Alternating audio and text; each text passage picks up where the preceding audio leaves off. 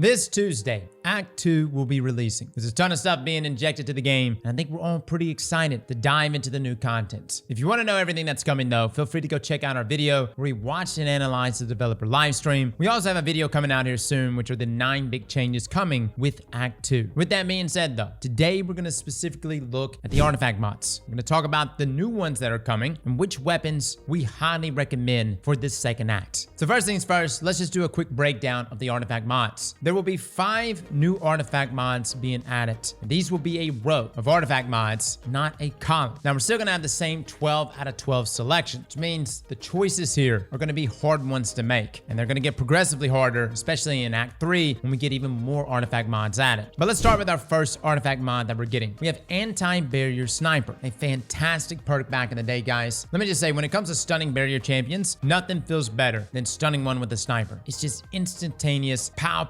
damage. And we have some cracked snipers right now that are going to be positioned perfectly for this artifact mod. Now, anti-barrier snipers doesn't just mean you're going to be able to pierce barrier champions. You're also going to have the ability to pierce Hive Knight shields, Phalanx shields, and even those bubbles that those Taken Vandals put up. Anti-barrier is very versatile for all weapons, but extremely so for sniper rifles. Our next mod is Authorized Mods Scavenger, essentially just lowering the cost of our scavenger mods. The next mod we have after that is Incendiary Rifle Rounds. And this is where things get a little crazy. It resets solar sniper rifle precision hits, scorches targets. Now this could be incredibly potent. And I can think of a couple solar sniper rifles right now that are very popular. And we don't know exactly how many scorch stacks are being added, but on paper, it sounds good. Even if it takes a few shots, the scorch and the eventual ignition will be adding tons of lethality to our sniper rifles. Now this also takes us to our next artifact mod, Solar Fulmination. Your ignitions do increased damage in an increased radius. And this mod is finally returned after a 2-year vacation. Now in its original release, it was very buggy. There were issues where the mod would make ignitions cause self-damage and not even increase ignition damage against enemies. Hopefully, none of those issues will be resurfaced here. But this is something that's going to benefit everything from weapons to abilities. Anything that can cause an ignition will be able to take advantage of Solar Fulmination. And I think the obvious pairing here is Solar Sniper Rifles. And this takes us to our final artifact mod, Sniper's Meditation. Sniper rifle hits grant stacking sniper rifle damage, as well as stability and reload bonuses for a short time. Now, heavy ammo sniper rifle hits count as more than one. Now, we don't have all the specifics to this one. This one's going to definitely require testing, but we did grab some numbers while watching it on the live stream. And what we could gather was that Sniper's Meditation buff lasts for 7 seconds, and its max stacks is 5, with each shot from a heavy sniper like Whisper the Worm adding 2 stacks. Now, as far as damage is concerned, we can only tell off of ×2 and ×4. For instance, Whisper at base was 48,410 damage, and then that shot gave them 2 stacks, which brought us up to 51,312 damage, this being a 6% increase in our damage here. And then at ×4, this jumped up to 54,519 damage, a 12.6% increase. So it seems like each stack is giving roughly 3% extra damage, and I would expect it to cap out at 15%. Now, we have a lot of questions. How does it stack? Does it stack with things like Radiance and other empowering buffs? Do things like Kinetic Tremors on Supremacy get increased? Again, lots of testing that we're going to have to do here. But now that we've had a look at all the new mods coming in Act 2, I now want to dive into the weapons that we would highly recommend. And yes, a lot of these are going to be sniper rifles. Keep in mind, Act 2 is also bringing a reduction in sniper rifle flinch by 50% in PvE, so they're going to be easier to use. But the first sniper rifle that I want to bring up is one that we've already reviewed, and that is Critical Anomaly. This is our raid sniper rifle. In our review, we said that it was the penultimate utility weapon, as it can roll with things like Chill Clip. Now, I know this is not a solar sniper, but the point is that Chill Clip slows enemies in one shot and can freeze in the next. And that stasis synergy allows Critical Anomaly to counter both overloads and unstoppable champions easily. And you could do this from sniper rifle range. But in that review, we noted how if you applied Radiant to yourself, Critical Anomaly can counter all 3 champion types. However, with the launch of Act 2 and the inclusion of Anti-Barrier Sniper Rifle, this means that Critical Anomaly is truly the ultimate utility sniper rifle in the game. You will have one sniper rifle which can counter every champion in the game. Barriers, overloads, and unstoppables. If you're looking for a sniper rifle to take into Grandmaster Nightfalls or the new Battleground activity, Critical Anomaly is going to be the best one for the job. Now, our next sniper rifle we're going to recommend is, of course, Still Hunt. This is already a fantastic sniper rifle. It's going to benefit from Incendiary Rifle Rounds, as well as Solar Fulmination and Sniper's Meditation. All of this means that on top of the greatest DPS in the game, we're going to be applying Scorch smokestacks and causing ignitions. And those ignitions are going to deal more damage, as hopefully the 15% damage buff from Sniper's Meditation will bleed into this. I know a lot of times this is separate, but still. With that being said though, a nerf is going to be occurring during Act 2, which a lot of us expected.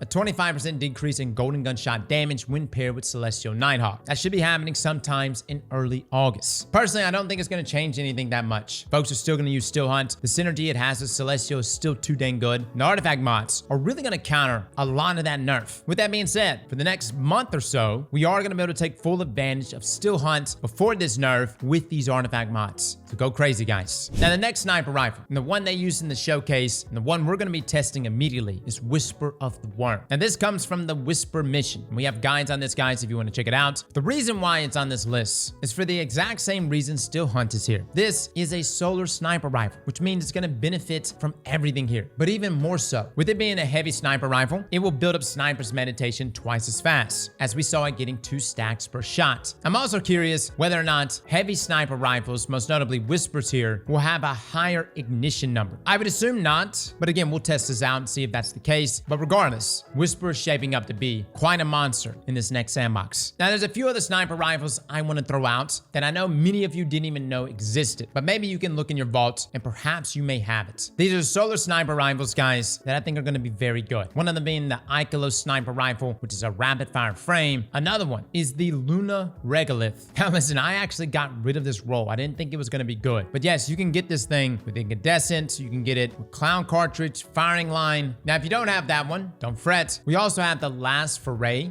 I used this a bunch last season because with Flint Striker, you could reach immediate ignitions with this thing. It was pretty good. And the last solar sniper rifle I would recommend is Izumi. This is the Nightfall sniper rifle. And what's really good about it is, of course, the fact that you can get it as an adept. And you get a number of really solid rolls on it. From incandescent to lead from gold, Vorpal, clown cartridge, 4 times the charm. But just take a look at your vault and see if you have one of these. With that being said though, I do think the Ikelos sniper, with it being a rapid fire frame, depending on how the ignition stacks are applied, rapid fires here may be the way to go because it's probably going to apply per stack. Something like 4 times the charm, focus fury, that could be pretty juice on Ikelos and these artifact mods. Now, a few other weapons I'm going to mention outside of sniper rifles. One of them is, of course, Dragon's Breath. This can be purchased directly from the exotic kiosk. And as most of you know, this exotic rocket launcher is deeply intertwined with ignitions. By pairing this with solar fulminations, Dragon's Breath should get a flat damage increase. Fellas, Dragon's Breath is one of my favorite rocket launchers in the game. Its ammo economy is superb.